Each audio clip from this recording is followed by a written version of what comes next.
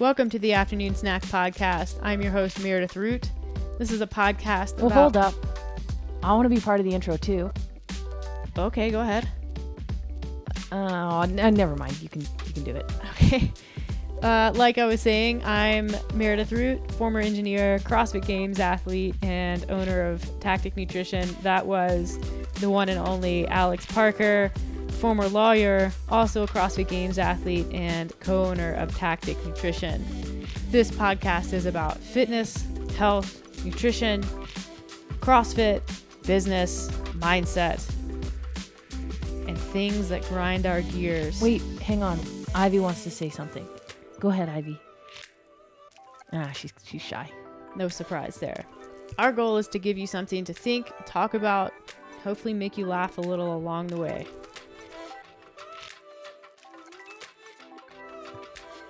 Good afternoon, Alex. Hey. Hey. You always sound so excited when we start these things. I can barely contain my excitement. Yeah, you and me both. I mean, it's like napping hour. It's a little early.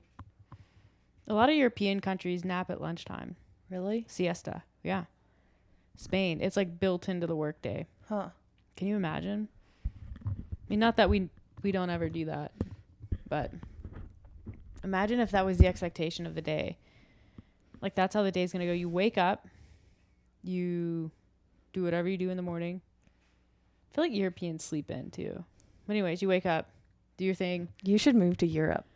I should. I feel like you would fit in well there. Well, no, like Denmark's like, it's like the happiest country. They have napping rooms or something. Yeah.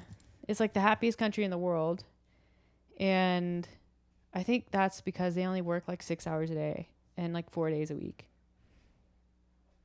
It's incredible. No wonder they're so happy. They probably get double the amount done too in those 6 hours. 100%. Yeah. When I was working, so we had a manufacturing facility in Denmark, and it's crazy. Like, if you go over there and visit as someone who's from one of the American sites, like if you're transferring a process or whatever,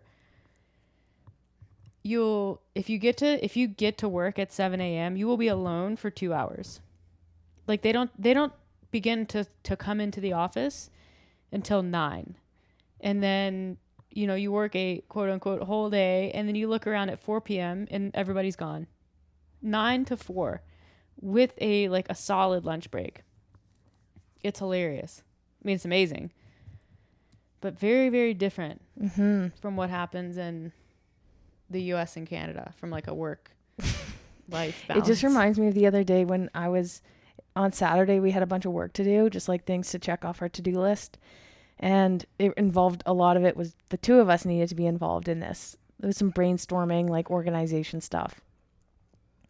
And I'm like, Meredith works for a couple hours. We had to like finish our accounting, and then there were some other things we needed to do. And like, I look over and Meredith is sleeping on the couch. I was resting my eyes. You were fast asleep.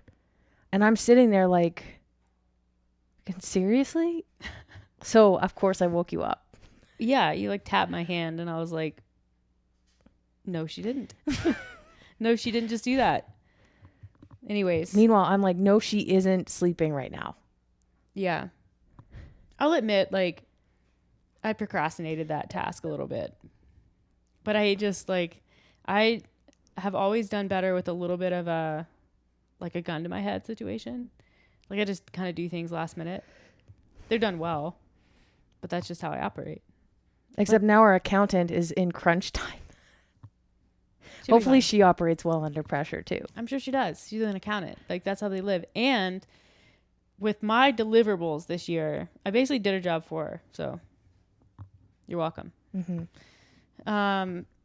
What else happened this weekend? Oh, it was Halloween. Yeah. Halloween was on Sunday. Yeah. Sunday. And it was our first Halloween as homeowners. And if you don't know where we live, I guess like most people don't. We live. It's the address is no. we live in the burbs. We're in the suburbs. We live in a neighborhood with lots of young to medium families. Yeah.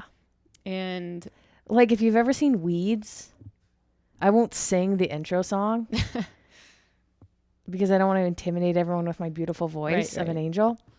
But it's very similar to that. Yeah. So we were anticipating quite a few trick-or-treaters just based on the number of kids in our neighborhood and based on the number of like Halloween decorations going up around us. So we did have a lot of trick-or-treaters. We carved pumpkins a week early, which I think usually is fine unless you buy the sale pumpkins, which we did. They were on sale. My question is, why are pumpkins on sale a week before Halloween? What do you mean? Why wouldn't they be on sale? You mean why are they marked down? Yeah. Well, because they were clearly rotting. They're very soft pumpkins. So anyways, but what I'm saying is, why do they have like borderline rotting pumpkins a week before Halloween? They should just throw them out to okay, I'm going to stop you right there. Who is they? the grocery stores. Okay, let's define that further. Who's in charge? Who's they? Who makes the decisions on pumpkins? I don't know. Someone who probably doesn't know. Who's the Halloween equivalent of Santa Claus? I think Michael. Michael? Oh my God. From Halloween? The horror movie? Oh, Have you never seen Michael? The guy with the hockey mask? Oh, yeah. What about Chucky? Or Chucky? Is he in charge of the pumpkins? I don't know. But I imagine whoever's in charge of the pumpkins at Co-op is not only not a pumpkin expert, but also probably doesn't like put their eyes on the pumpkins. I have a feeling that these pumpkins weren't borderline rotting. They were just like, they were extremely large. Yeah. And like really, really misshapen. Which I usually... So I'm doing groceries and Meredith's sister Megan is visiting at the time. So we're all going to carve pumpkins as an activity. And so they go off with their cart and they're like, we'll go grab pumpkins. They come find me in the meat section. I'm doing the shopping. And like these pumpkins, they're so big. 3 of them barely fit in the cart. But Alex, one of them is basically looks like it's been completely flattened. They were the only pumpkins left. And as the person who got the pumpkins out of the bin, I had to sift through quite a few like very soft pumpkins. So they were rotting. Anyways, our pumpkins looked ridiculous. But we still got compliments on them for some reason. Like a few people were like, "Oh my gosh, I love your pumpkins." They were quite intricate. Even if and I think maybe when it got a little darker, they looked better. Yeah. So I was like, thank you. And then but we wanted to make sure we had fresher... Mine basically looked like the dentures had fallen out and it was just a gummy smile. Mine still looked good. I don't know if you went and looked at it. Megan's was the most hilarious. Well, it's because Megan is like a very wide pumpkin. She cuts like a pumpkin wide mouth, and then it immediately, as soon as she carves it, the mouth just closes. The top of the mouth caves inward, creating a significant underbite. it had an underbite. Yeah, I mean, like, I know Megan's not the best at physics, but if you just put the mouth a little bit higher on the pumpkin, so that you didn't have the whole weight of the top of the pumpkin. It did look okay once there was a candle in it. Yeah, and it's endearing. Mm-hmm. I love that. We wanted to make sure we had fresher looking carved things, so we carved a cantaloupe and a watermelon and put those out as a joke. They actually look great. Mm-hmm. And then one of the earlier trick-or-treaters was like, "Oh my gosh, your house smells so good," and I was like, "Stop." And I was like, we're because we had chili. Yeah. So I'm like, "Are you smelling the chili? Because that's coming." It was from, like, pretty aromatic though. Yeah, but I was like, no, I don't think anyone would comment on chili. And then I was like, well, sometimes you can like smell the neighbor's laundry. So I was like, they're probably doing laundry and they're smelling that. And then the day after, when we went and collected the candles, I realized we were burning a French toast candle in one of the pumpkins, and that's what she was smelling. It was French toast. So, anyways, I thought it was great. I thought we did great, and pat ourselves on the back here. You and Ivy? Yeah. Oh, no, I'm not talking about you. You sat on the couch the whole night. Thanks. Why didn't you help? 'Cause kids scare me. You could have told me that Teenagers especially. Okay, so there's like an age range of trick-or-treaters, and they get treated different, and my comfort level with them differs. Like, the doorbell rings, and I walk up. Like, best case scenario, it's a very small kid in like a dragon costume. Because then what I do is I like bend down, I have the candy, and I can talk to that child like it's a pet, like it's Ivy. Like, oh, what a cute little dinosaur! Look at your costume, kind of like you're talking to a little doggy or something. Very comfortable with that type of conversation, and they don't usually say anything back. How old? Like, at what point do you cross the threshold of being able to speak to it as like a pet? And by it, I mean the child. Well, I don't know. I tried it on some teenagers, and it really didn't go over well. I don't know. I'm like bad 5, at kidding. 4? Yeah, I think under 5, probably. I've known some mature 5-year-olds. Yeah, now I'm thinking about Paul Tremblay's kids, and I think maybe like under 4. Yeah. Yeah. But anyways, that's best case scenario. Once I get to like 6 and above, like 6 to 10, I'm like, I don't know. Because a 6-year-old, 10-year-old rings the doorbell. They should know that they're supposed to say trick or treat. But then sometimes they don't. So it's like, and then one time I said trick or treat when I answered the door, and I was like, no, that's wrong. In their defense, I used to hate saying trick or treat.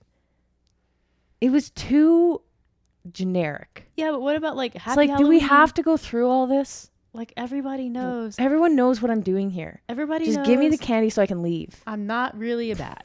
I'm not here to play any tricks. I'm here for one thing and one thing only, and that's miniature-sized Kit Kat bars. Yeah, I completely agree. But that's when it starts getting awkward. Do you ever have those, when you were trick-or-treating as a kid, did you ever have those houses who would be like, sing me a song? Oh my God, no, I would turn around and walk away. I pretty much did. I was like, I think I swore at them and then left. I don't know any Halloween songs. And then there's maybe not anymore, but there used to be the people who would give like cookies. Yeah, I or remember. like, hey, if you're a dentist and you give a toothbrush, fine. That's not fine. I mean, it's like whatever. At least tape the toothbrush to like a piece of candy. Then they also, did you ever get the little mini baggies? Like, the person would make a tiny baggie of a variety of candy. Yeah. I always appreciated hated those. Really? Yeah. Just because you didn't like some of the Because candy? they were always crappy candy. I had some good ones. It was like the chocolate balls wrapped in like orange tinfoil. Oh, the I'm like, super this is generic stuff. not Halloween. This is not made by Nestle Or Hershey. or Hershey. Or Lindt. Get it out. Or what's the And you other can also one? unwrap it and rewrap it. So what if I'm like, what if it's Somebody could laced? it could be a Wonder Ball with razor blades. Yeah. Okay. We have no idea. Yeah, the worst, and like you didn't really answer the door that much, so No, because the one time I did, they like left and I was like, thank you. yeah, which What? is super. I don't Why say did thank you. Thank them. Thanks for coming.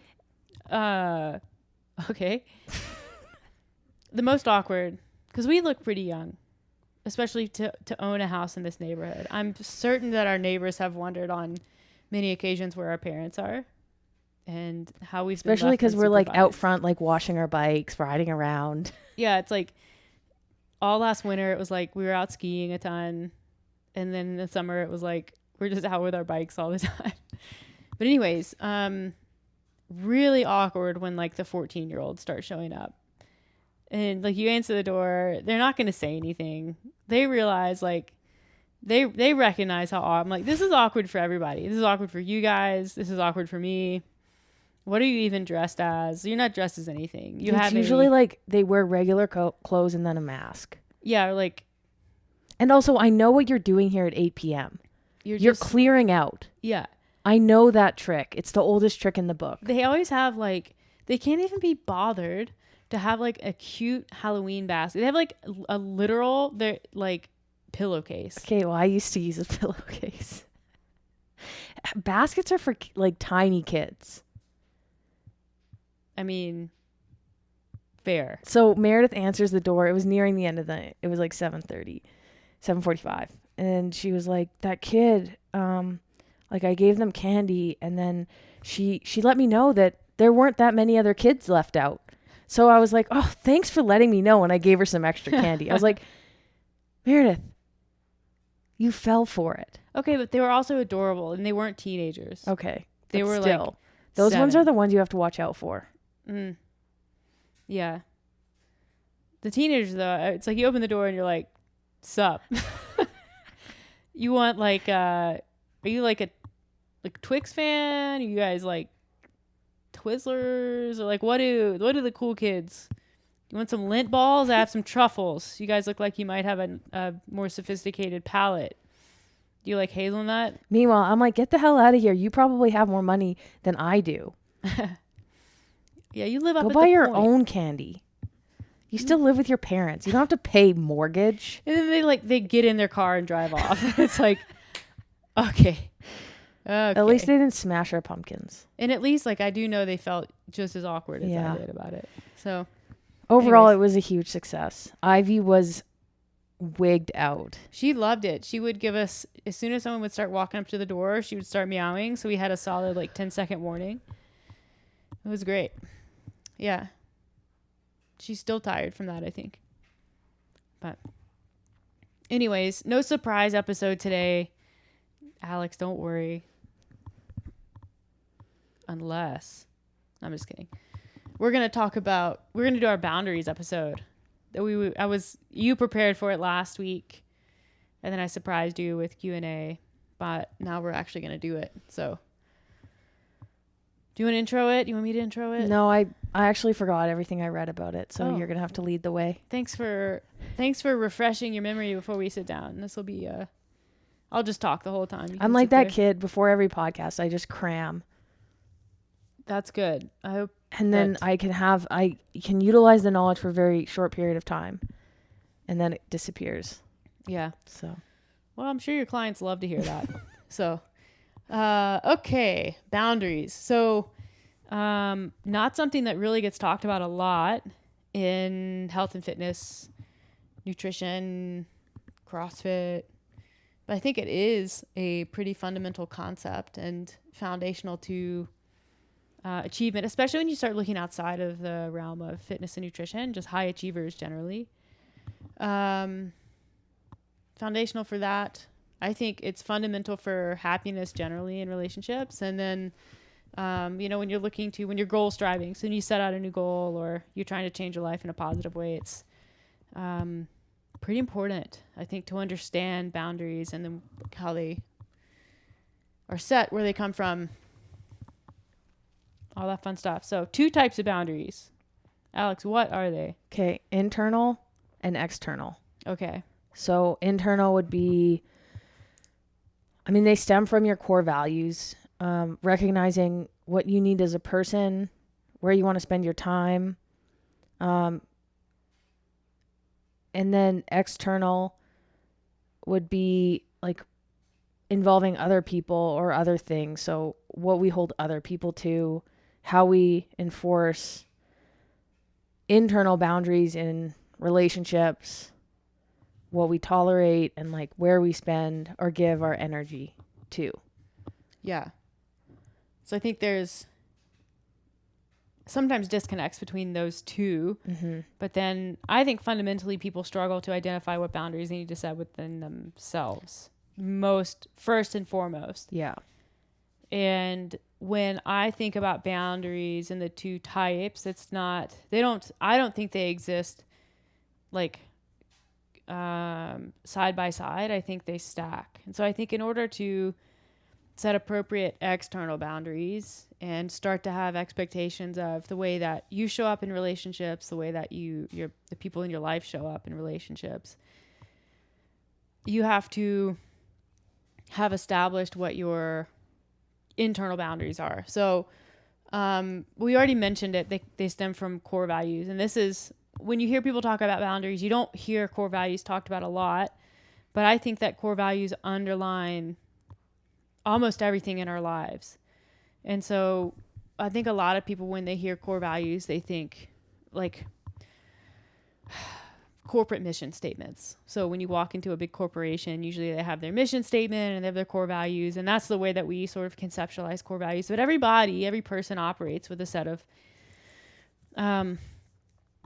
core values. So some examples might be, a core value I have is love, or health, or honesty and integrity. Those are core values. But those are right off the wall from like a big company, right? So it's like, how do you make core values into something that's actionable? How do we take something that's like very esoteric in nature and make it something that we can like do on a daily basis, something we can commit to acting on? You're nodding. Are you following? Yeah, I follow. I think, well, the way that to define values further, I think about where you spend your time. Where you spend your time, or where you want to spend your time? Where you want to spend your time. Yeah. So I think we've all kind of seen it on Instagram, or maybe if you read articles, like psychology articles, or, really like it's a pretty easy way to conceptualize where you spend your time and what your values are and how you can change them. And that's with a pie chart. And each piece of the pie represents different aspects of your life. So you have, like on my pie, it's like work/business, my relationship with Meredith, my relationships with other people, and like socialization, gym time, like food prep is like, or, eating healthy is in there because that is a time commitment in itself. And then maybe like time for myself. So like relaxing. Maybe like, time doing extracurricular activities like biking and skiing. And so where you value, like how you value those things is determines how big of the piece of pie each one takes up. So like for me, work is a pretty big one. So is working out.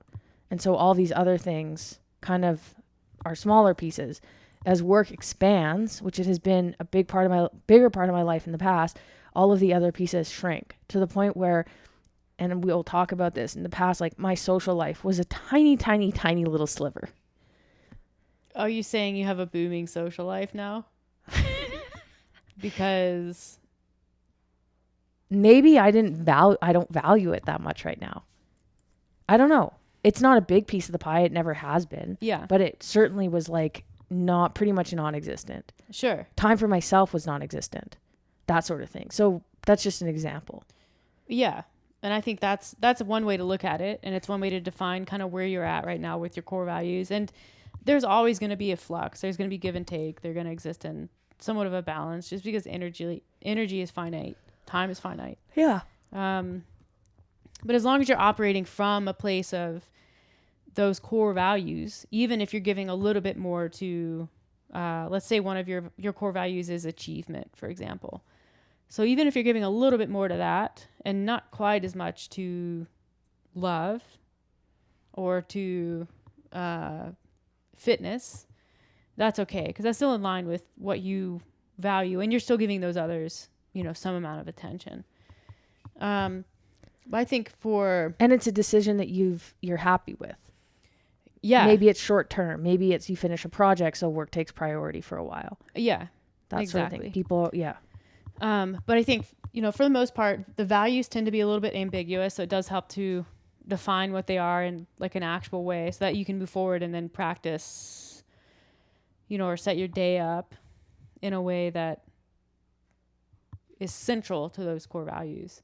So then once we move beyond, the value itself, and we define, so like, Brad Stulberg defines love. His definition of love is being present and engaged with the people you care about, which I think is a pretty astute definition of love, which tends to be the most ambiguous core value that there is.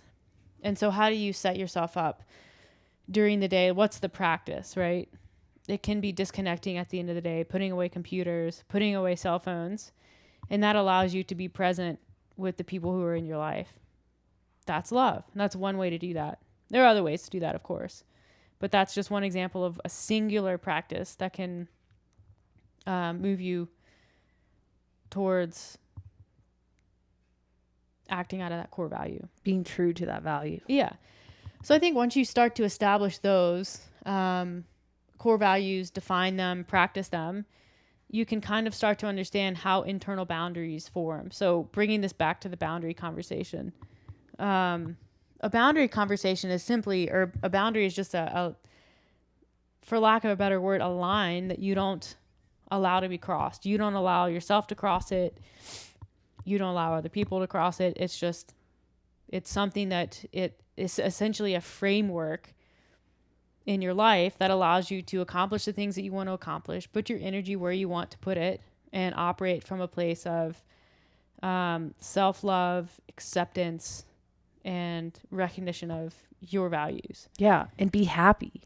And, and like enjoy your days. Yeah. So I think once you're aware of like your own boundaries, and especially in a relationship, you can start to see how your boundaries might differ from someone else's and kind of how they can play together.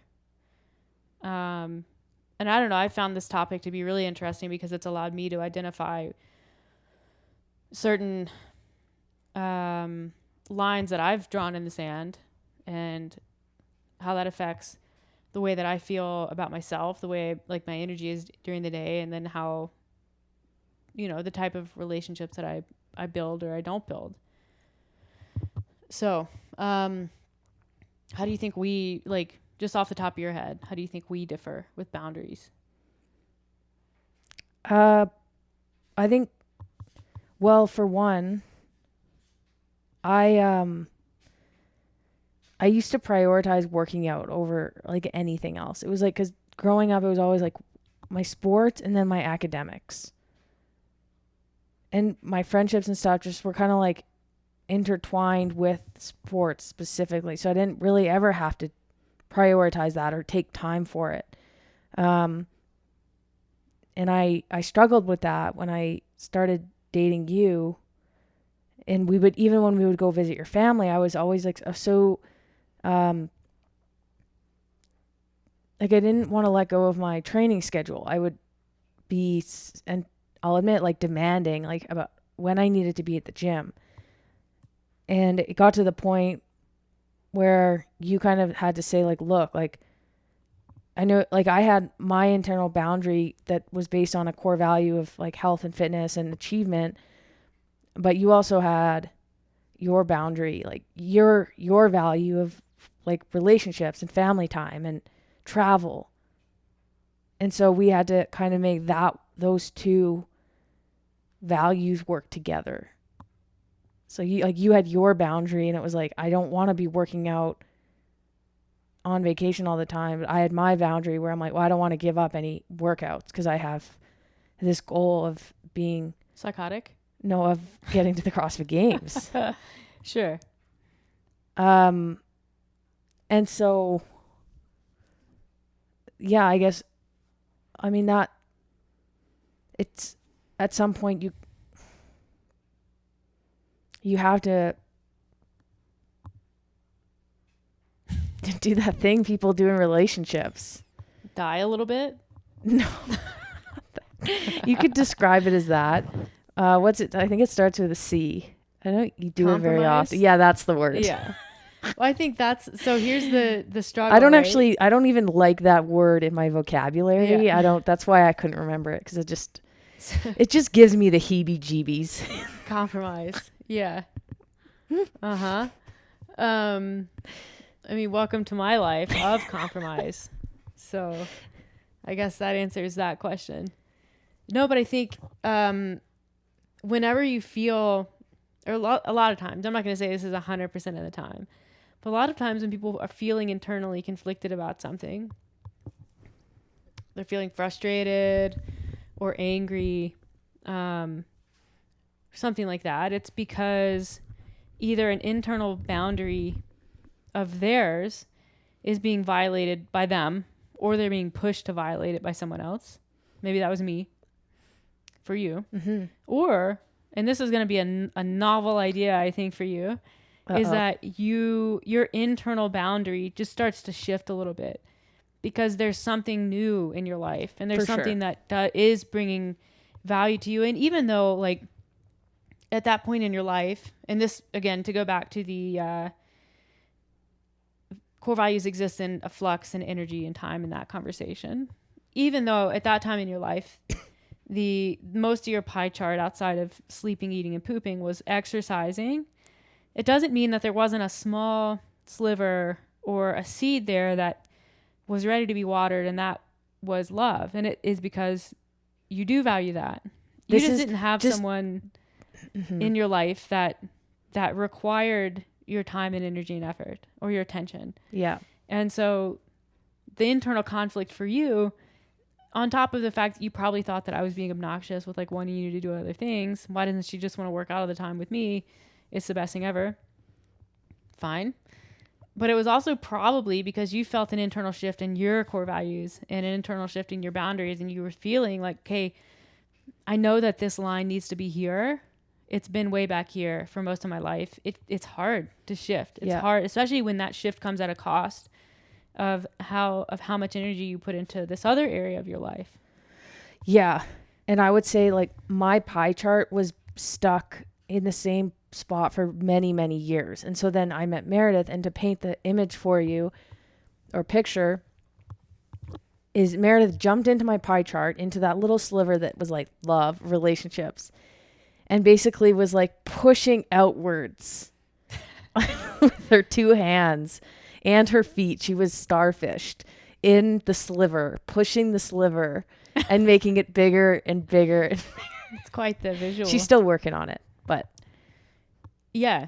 So I guess what we're saying is you can have internal boundaries, and you can, try to externalize them, but you're probably going to get some pushback, especially in a relationship where somebody else, their internal values conflict a little bit with yours. Yeah. So you have two people trying to establish external values with each other that are at odds.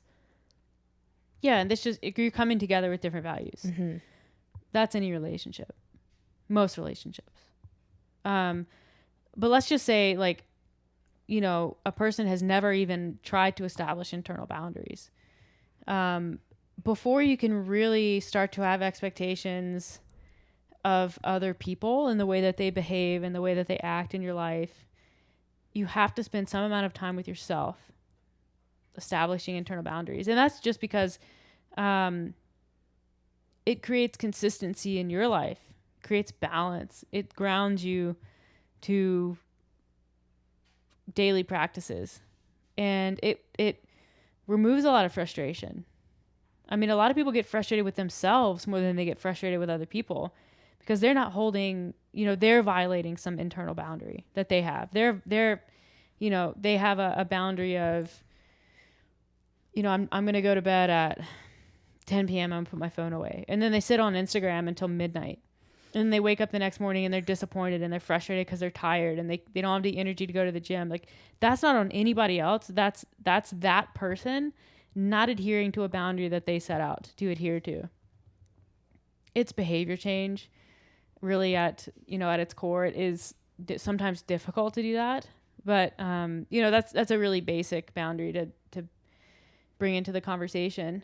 But you can't really start establishing external boundaries within relationships until you have well-established internal boundaries. So what would it look like if somebody didn't have internal values that were established? Internal boundaries and values. I mean, I guess they go hand in hand. The way that you can, I think as a person, you can really feel that. So if you live your life day to day you just feel very disrupted, you feel frustrated, you feel directionless, you feel tired because maybe you're just like, you're feeling spread really thin. Like, that's usually an indication that you haven't done a good job with your internal maybe values. Like a yes man. Yeah. And this is like, we can get into this, but there's definitely amount of people pleasing that can go on. Mm-hmm. You overcommit, you say yes to everybody, you put other people's needs before your own, which is super common, especially in Like women tend towards this behavior, caretakers tend towards this behavior. You do it when you think like, if I take care of other people the best I can, it'll make me feel like worthy. It'll make my life better. But really it doesn't, because if you're not taking care of yourself, you can't actually take care of other people. Mm-hmm. Not in a way that's meaningful. So, I think that you just feel a sort of a base level of anger, frustration, disorganization. And that comes out.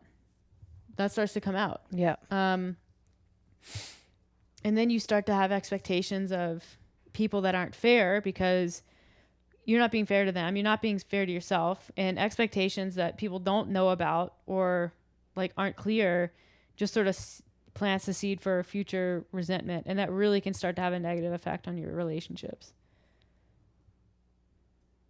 So internal boundaries allow us to enforce not only internal boundaries, but also external boundaries down the road. I was on going back to kind of revisit our conflict of boundaries.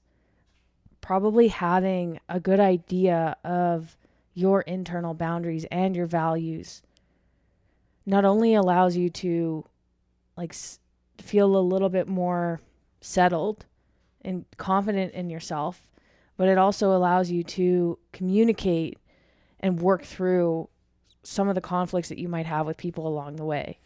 If you have a good sense of like, why are my values this? Oh, maybe it's because this is how my life has been for the last 20 years. But can they change through communication with somebody else whose boundaries might be different or values might be different? You can adjust yours a little bit. And having like a really good handle on that is important, because if you're just kind of flying by the seat of your pants, and so maybe you end up in a relationship where somebody really values travel and like you're not really super keen on that, but you don't really know why. You're just kind of going with the flow. The person's booking trips, you're traveling, and you're unhappy. And then, yeah, like you said, you have these expectations of you're not really sure, and then you do develop resentment. Yeah. That's just one example. I mean, that's a perfect example, right? Someone who values frugality and, money saving, and they're with a person who values experience and travel. How's that going to work out? Especially if you're not communicating, because you don't understand what your own values are and what your own boundaries are, or what's causing you to feel conflicted. Like a lot of our arguments have stemmed from like conflicts in what we value and where we want to spend our time. Yep. And it has helped to be able to actually talk and say like, this is why like I value this, because I grew up not having it, or I haven't been able to do this or whatever. Whereas like I can be like, oh, I get that. Yeah. This is why I'm the way I am. Can we, work towards each other? Instead of just like resenting the other person for being different and having different values, and not bothering to understand why they have those values and why they're different than yours. And maybe trying to push your pieces of the pie in different directions and try it out. Yeah. So when boundaries are violated, and we've talked about this. So when either, a person doesn't hold themselves to the boundaries that they set out, or they have someone in their life who is pushing their boundaries, that's where kind of we experience anger. And it can be a really useful thing to understand, because you can, if you understand the root cause of frustration, you can self-assess and say, why am I, feeling these feelings? Is it something that I did? Is it something that someone else did? What can I do moving forward to prevent it? But, a lot of times if you don't realize that, you kind of, and I think this is common in life.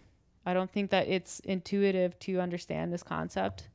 And I think that probably almost everyone has gone through a phase where they battled with their relationships and with where they're spending their time. But this is kind of the root cause of a lot of numbing behaviors. So, it's to distract from how far off center your behavior is from core values. So addiction, overworking, overexercise, drinking, spending money, people pleasing, Yeah. staying in unhealthy It's like a relationships. coping mechanism. Yeah, and the longer you put off like dealing with this kind of thing, the more like the louder that noise becomes. The more likely you are to do things like that, the more extreme those behaviors can become.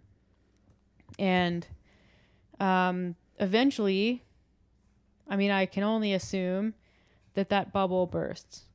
I have a story, sort of a story to tell on that note. So I was listening to a podcast called Armchair Expert with Dax Shepard, and they had Alanis Morissette, who I love. She's an amazing artist, and like she's a really cool person, and she's Canadian. And they were talking about this kind of behavior, and like she was saying, you know, as a kid, you know, you look at the kids who are like kind of outspoken or kind of have issues, and they're getting things out of their system almost in a way, but they're considered like a problem child, maybe like a little bit harder to deal with. And then she was saying that you have these other kids who are just, they go to school, they get all their homework done. Like, you know, they never complain. They just kind of do what they're told, like, you know, stay in the room, but really quiet, kind of just like overachiever, blah, blah, blah. She's like, what people don't understand is they think like, oh, you know, little Tommy, he's such a great kid. But really, like, she's like, those kids, those are the ones you have to watch out for, because like I look at those kids and I'm like, they're gonna blow. Which is kind of what we see in adults. Yeah. And I see it with nutrition coaching. Like I get these clients who come and they're just like so on point. Yeah. Like with their, like right from the get-go, just like perfect. No issues whatsoever. Just like making him. And meanwhile, I still get fooled. I'm like, this is incredible. Like this is the best client I've ever had. And literally like, I'll never, like 3 months down the road, it's like explosion. Like Alex, like completely off the charts. Like everything's falling to pieces, but it's probably because they signed up for nutrition coaching to use that as a way to distract. It's like, oh, if I can get my just have abs, if I can get my desired body, if I can lift this much, then all of my other problems will go away. And maybe they do for a little bit because you focus so much energy on your nutrition, but that is only going to go so far. Well, it's kind of like, so the image that I have in my head right now, and I love this, is, have you ever blown up a balloon and you blow it up to like max capacity and you've got the thing pinched and you're like, the butthole. Yes. The sphincter. And you just like, you blow in it one, like another time and you're like, whew, I think that's it. And then you're like, no, I'm going to do it again. And you just like keep blowing into it. And then you pinch it with the other hand so you can take your dominant hand and like flick it. And you're like, oh yeah, that's tight. And then you switch back hands again. So now your dominant hand's holding the sphincter and you're like, you blow in it one last time and it's just like, kaboom! And it's like, that's how it is. It's like these people just, they want to add, keep adding shit into their lives. But at some point, like you're going to take that final breath. You're going to blow in the balloon that final time.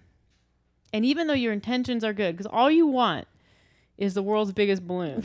That's all you want, but it's going to blow up. Yeah. And so the concept there is like sometimes taking things away actually makes it easier to do the things you want to do better.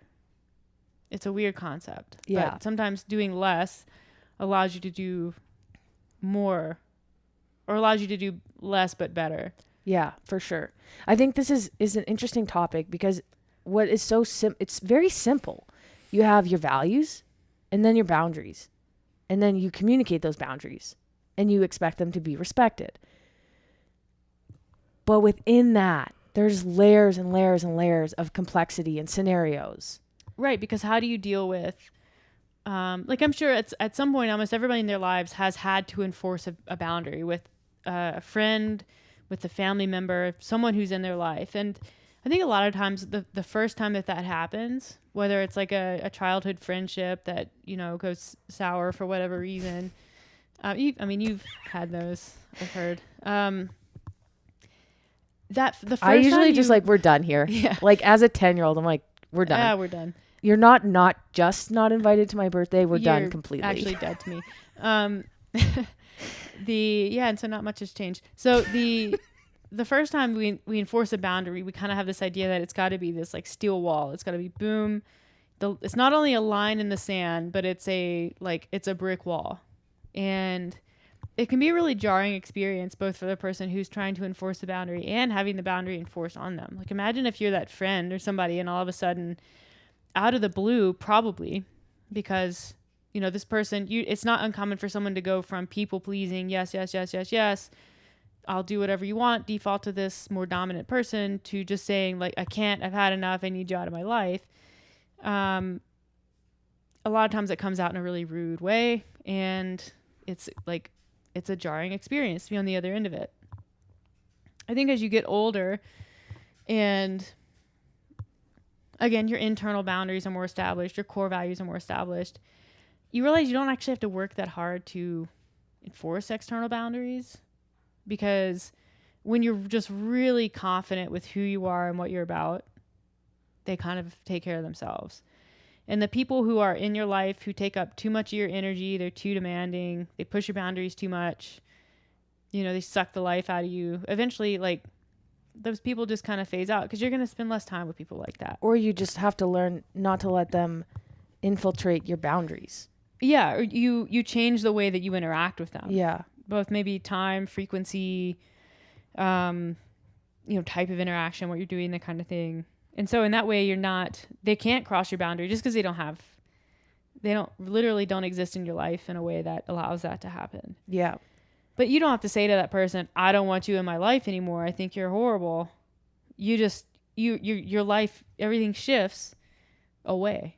Yeah. I'm definitely guilty of putting up steel walls. Like if somebody tries to, I have, like I mentioned, I have a very, strong sense of self value, especially now that I'm out and I feel very confident in who I am and what I do now. And that's taken a long time to get there. But even as a kid, as I mentioned, I had values, and they were academic achievement and athletic success. And really, I didn't let anything get in the way. So I would lash out at literally anything, anybody that got in my way. And I'm very self-righteous as well. So hence me becoming a lawyer. Still. So anytime somebody, argues with me or debates me, my response is to just completely cut them out of my life.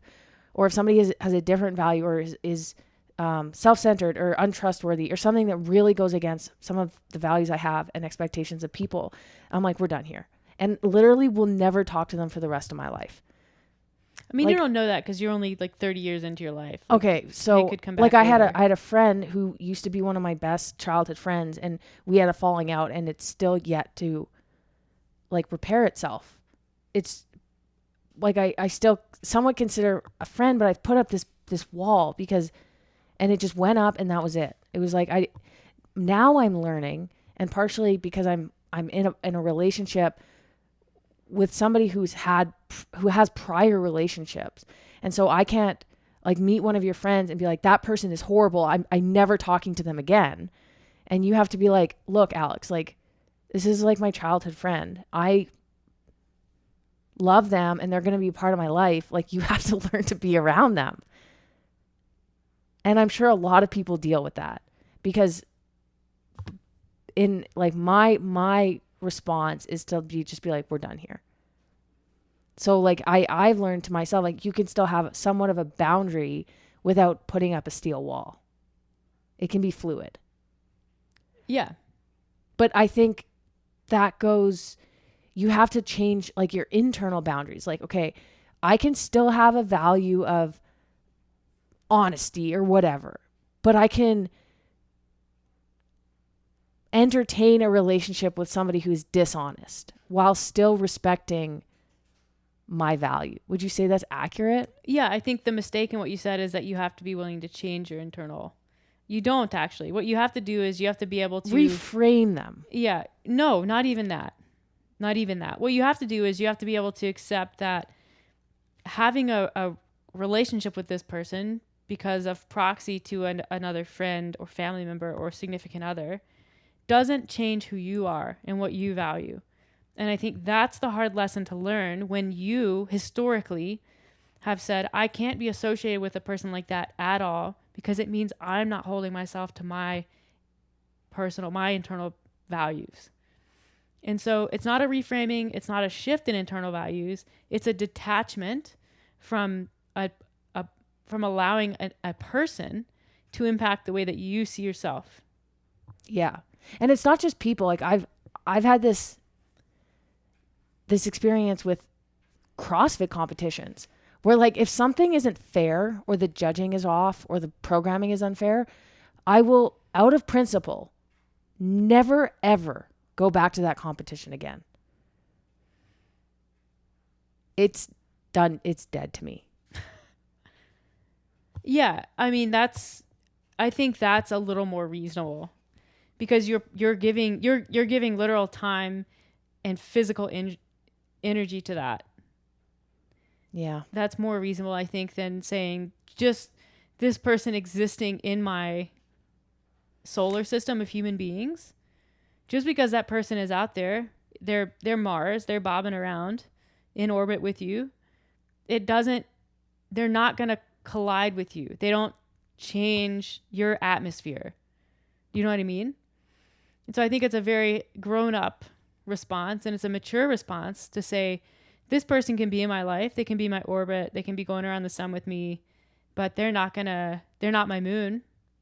They don't impact anyone on my planet. They don't impact me. And that's okay. Are we having a therapy session right now? Should I be charging you for this? Yeah. But I think that's hard, especially for someone like you, and this is not anything against you.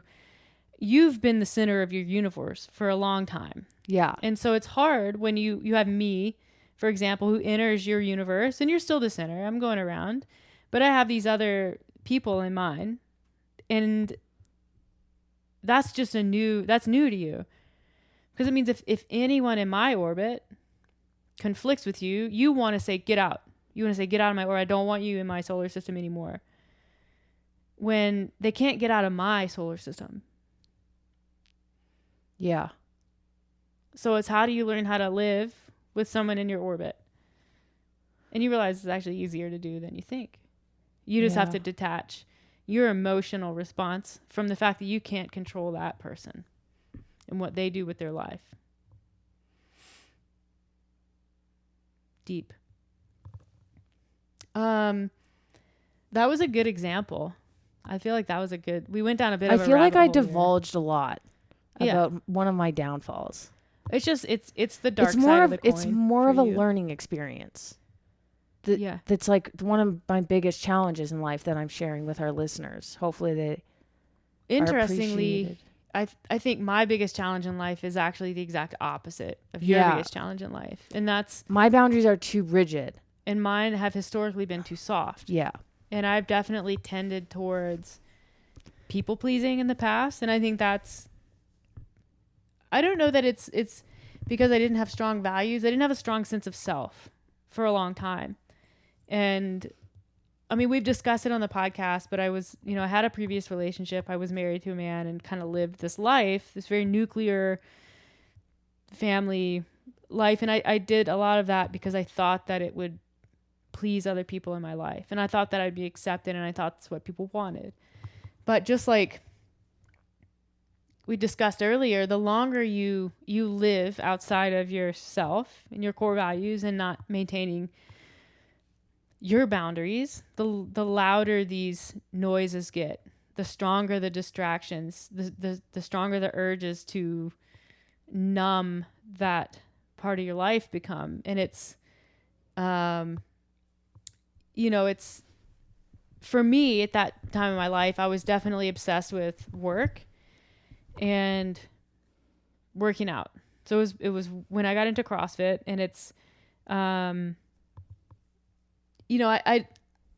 I don't know for sure, but I'm pretty sure had I not been struggling with being in a heterosexual relationship as a gay woman, and I wasn't trying to numb that so hard with CrossFit, I'm not convinced I would have ever made it as far as I did in the sport.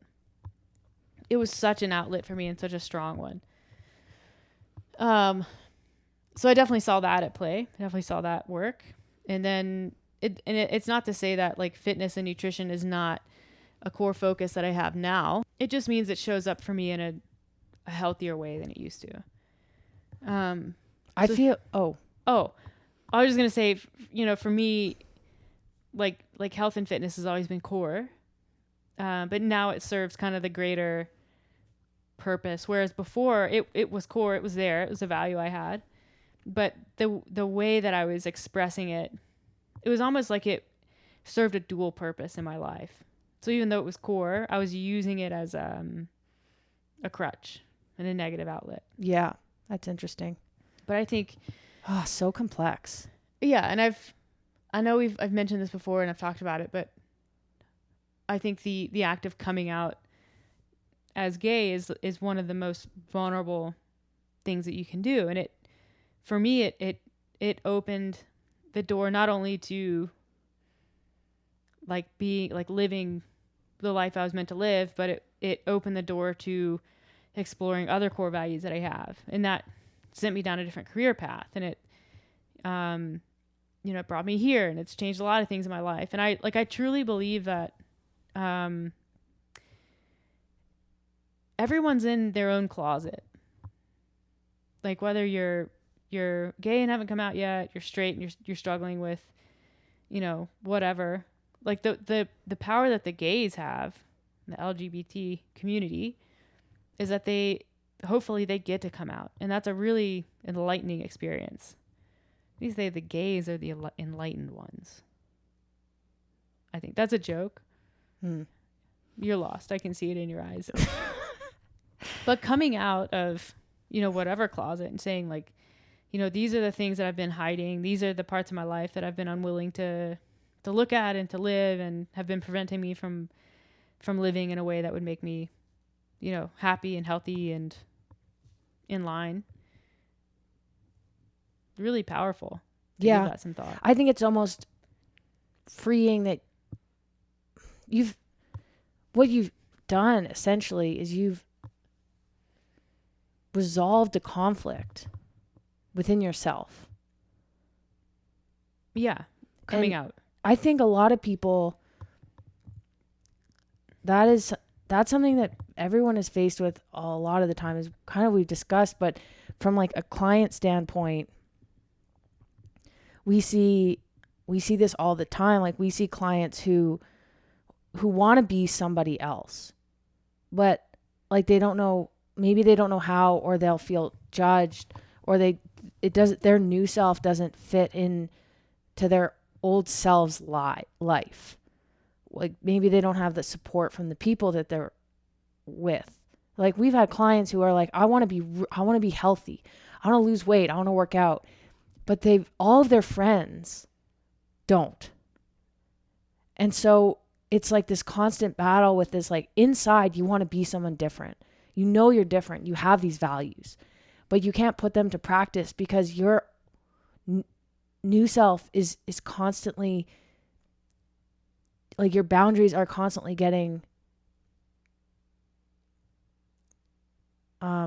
disrespected. So for example, it's like, okay, I go on this nutrition program. I'm only going to drink 3 drinks per week. Okay, well, Friday night you go out with your friends, and because social life is valuable to you. But your friends are giving you a hard time for not drinking, or not ordering a hamburger, or not having a slice of pizza, or not indulging in the nachos.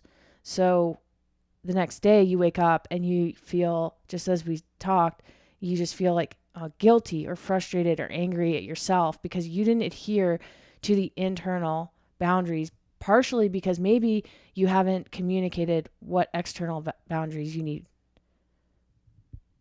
Yeah. So what's the solution there? I think about this one a lot because I think we deal with a lot of people specifically who are trying to either maintain or establish internal boundaries, and they're in relationships with significant others, or they have kids, or they have friends who are not necessarily in line, and they may not share values. And so I think it's hard when you feel like you might be letting other people down. You feel like you're being judged. It's helpful to understand that a lot of times people who give you a hard time are uncomfortable with decisions that they themselves are making. And when they see a change in a friend's behavior or a significant other's behavior, it's easier for them to bring that person down than it is to recognize that they themselves are struggling with the same internal boundary that this person in their life is. You see that. Like, people can see that, and they can connect to that, and it doesn't always feel good for the person who's getting kind of left behind, right? Once you become confident with those internal boundaries and holding yourself to them, people do kind of leave you alone. And, we have friends who are a little more social. They're drinkers. When we're with them, they certainly don't give us a hard time for not drinking.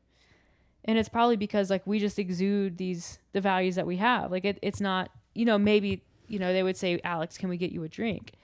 And you would say, no, I'm fine with water. Thank you.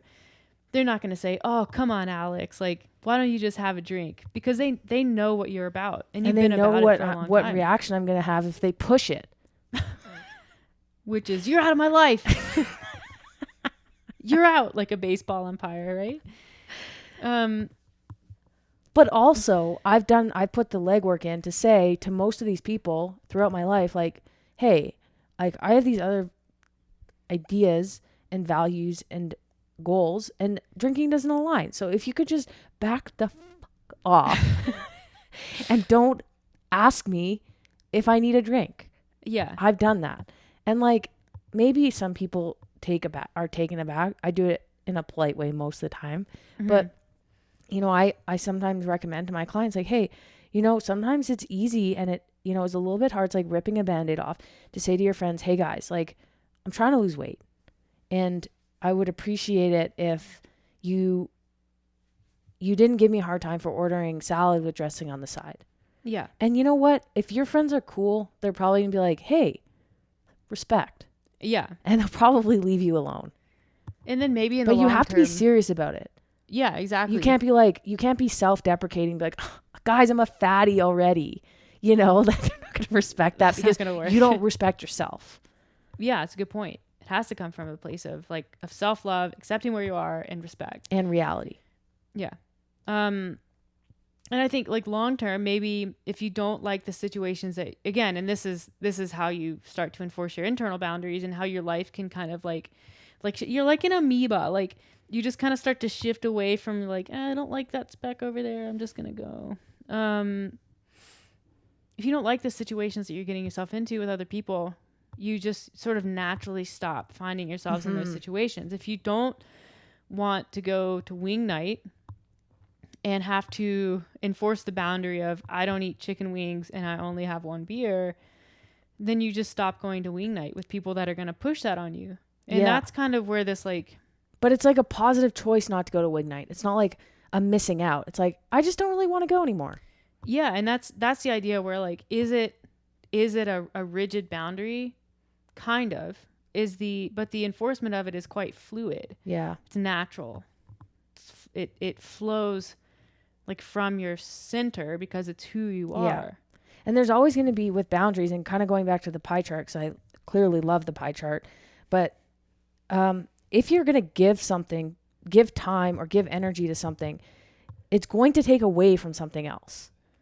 I wouldn't say it's a sacrifice. Maybe in some circumstances it is, but really it's just like, it's like a fluid balance of give and take, like you said. So like, maybe one day you have a family if you don't already have one. So there's going to be a slot for family time, and that maybe pushes the boundary or pushes the line, encloses the pie slice for work. So now you have to work less, take on fewer clients, maybe make less money, but enough to support your family, but less money, things like that. So it's give and take always. So if you want to prioritize health and weight loss, then maybe the like socialization slice becomes a little bit smaller. Yeah. But that makes it, as much as some people think that's a negative thing, like if it allows you to progress towards your goals and honor your actual values, then really it's a good thing. And it allows you to show up for the people who you like. Maybe shrinking the social slice isn't saying, well, I'm not going to go out with friends anymore. I'm not going to do this. I'm not going to do that. Maybe it's just like, I'm going to go out with only my core group of friends, only on occasion. So then when you show up, you actually show up for those people. Yeah. Rather than it being like, oh, I'm here because I feel obligated to be here and this and that, right? Yeah. Or maybe the slice of the pie, there's like within the slice of pie for socialization, you have like food, entertainment, sports. Maybe the socialization around food shrinks. So I don't go out for dinner or I don't go to potlucks anymore. But I do go and play golf with my friends. Yeah, and again, that kind of goes back to like how, changing the way that you allow people to be and to show up in your life. Yeah. And that helps enforce a boundary really without having to say like, hey, I'm enforcing this boundary. Like if instead of meeting up with your friends at 8 p.m. at a bar, you're like, hey, do you want to meet for a coffee? Yeah. That's still checking the social box. It's still quality time, but no one's probably going to be like, yeah, I know it's 10 a.m., but picture of Bud Light, please. Yeah. No one's going to do that. Right. And it's a subtle change and it maintains the relationship while also maintaining a boundary. Yeah. So I think that's a good place to sign off. We kind of meandered our way through that podcast, but I think it was good. Yep. I learned a lot. Yeah. I'm glad. Yeah. I could refresh your memory on that topic. I guess I earned that one. I know a lot about boundaries, as you can tell. Yes. I've been dealing with them in my life for many years. You're an expert castle builder, wall builder. Yeah. So you had a closing statement quote. Oh yeah. So there's and this is kind of goes to the concept of fluid boundaries and being soft and light with your approach. And it's this quote by Lao Tzu. And it's, water is the softest thing, yet it can penetrate mountains and earth. This shows clearly the principle of softness overcoming hardness. And I like that quote just for life in general, because I think that, and I've certainly found that a softer approach with people tends to work better with situations. You see, it feels really heavy to be really serious all the time and to take everything that happens seriously and let it weigh on you and let people and scenarios and events really get to you. And so I think there's a lightness that comes from being really confident in who you are, like what your core values are, and the way that you want to live your life. Yeah. You should try that. You know what? I will say that I am learning that on a daily basis, partially because my job demands it. But I think I'm a little bit of a different person when I'm coaching somebody or like talking to somebody as a tactic coach than I am in my life. It's like I'm trying to use what I do as a coach, which is to be understanding and soft and just a good listener, and take that into my regular life where I'm much more rigid. Yeah. But we're getting there. All right. Thanks for listening. We will catch you guys again soon.